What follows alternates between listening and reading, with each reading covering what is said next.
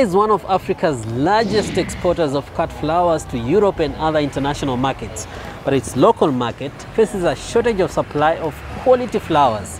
Flowers in the country are expensive and oftentimes unavailable. I'm in Kenya's capital, Nairobi, to find out how entrepreneurs are addressing the prevailing challenges.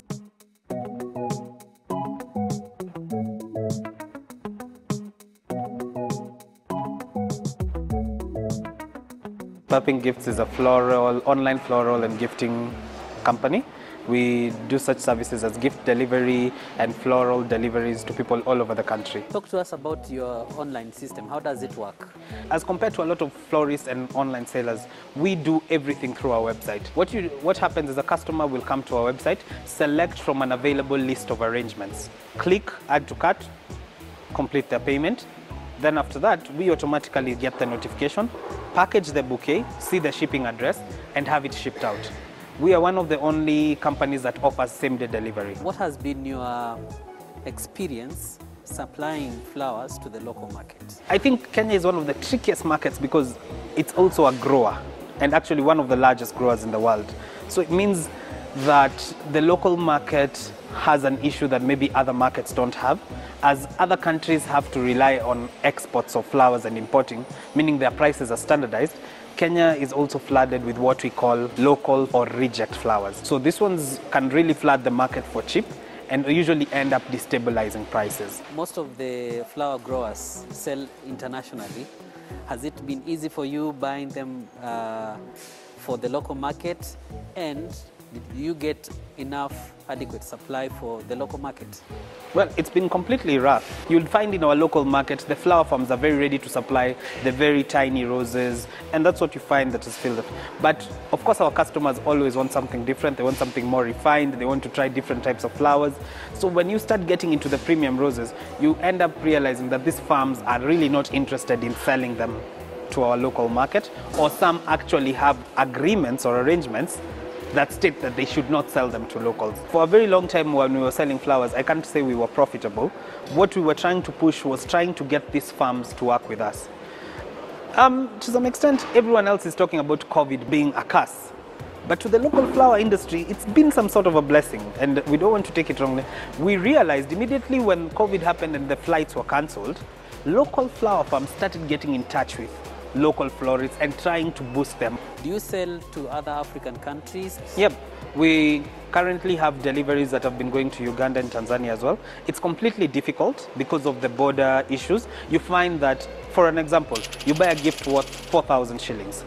The taxes and the freight that will be levied when this package goes to a country like, say, Tanzania or Uganda will be worth 6,000 shillings. Asante sana. Now, flowers in Kenya are mostly used for weddings, funerals, corporate events, and in big hotels. Individuals also purchase them for special events such as Valentine's. Florists seeking to fill the local demand have faced supply challenges, but one entrepreneur has created a mobile app that seeks to change all that.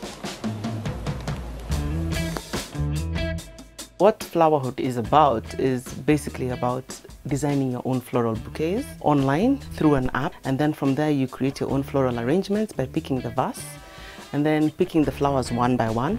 And all the flowers that you actually pick from the app are basically everything that we have in our studio. So that's the most unique selling point about us. We can actually deliver this to you. And then from there you can add a message to whoever you want to send to anywhere in the world and send it to them. What was very special for me was just to get the most unique varieties that are rare or we don't have in Kenya. I can see Flowerhood has prices of the flowers in there, so there's a business side. Talk to us about that. We thought that, first of all, these flowers, the peonies, like these peonies are very expensive. You can buy a flower like this, even $6. And you can imagine if I have to come and just now start selling it here, it becomes very expensive. And that's just one. That's just one. So you can imagine maybe this one would cost maybe 300 shillings because I'm getting the best quality. So I thought to myself, why wouldn't I just be able to still make money off, make it a business where people do an in-app purchase for these particular flowers. So we're looking at what is the best way to make it affordable for everybody, and at the same time make it affordable for us, especially for the flowers that we have. Mary has been participating in the Kenya Flower Festival, a local exhibition founded in 2019 with the aim of expanding the local market for florists and growers.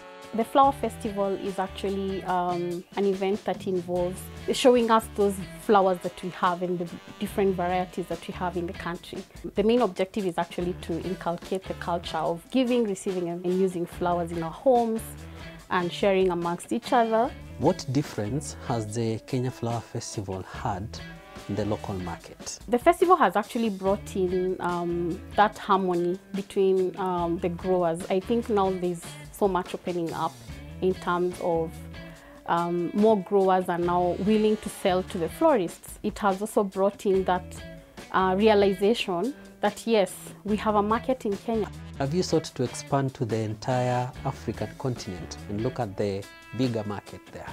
We've actually had conversations with the Ghana Flower Show. We're already also in conversations with South Africa, and those are some of the partnerships and collaborations we are looking at. And you never know, we might actually get to connect Africa through flowers. Horticulture is one of the top foreign exchange earners, not just for Kenya, but for Ethiopia, Tanzania and South Africa. It generates billions of dollars and provides employment to millions.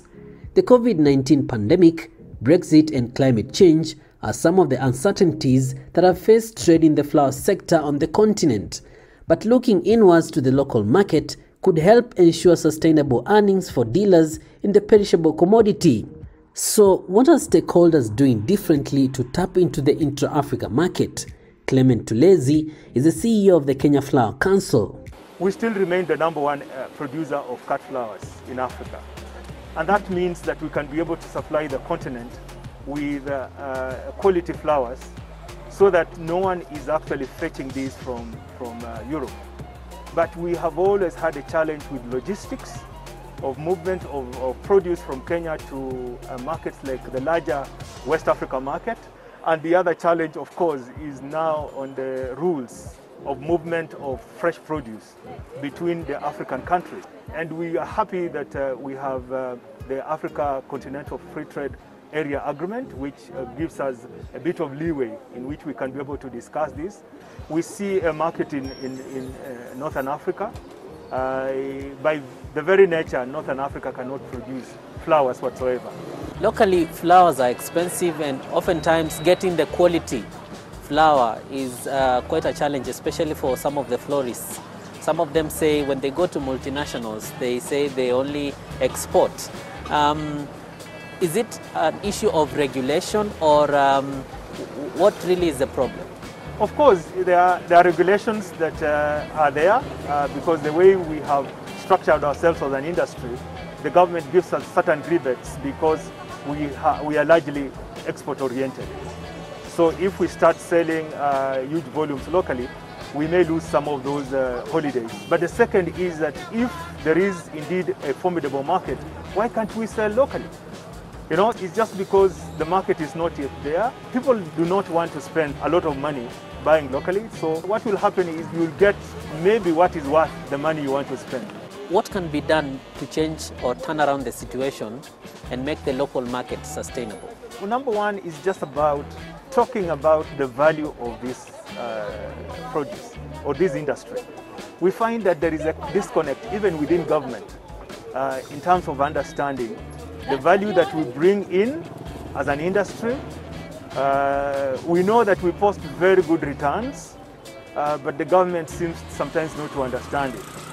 And two, it's about looking at now how can we support our own. And the only way is to create a market. But at the moment, as I mentioned, it's still very insignificant, but there is room for growth.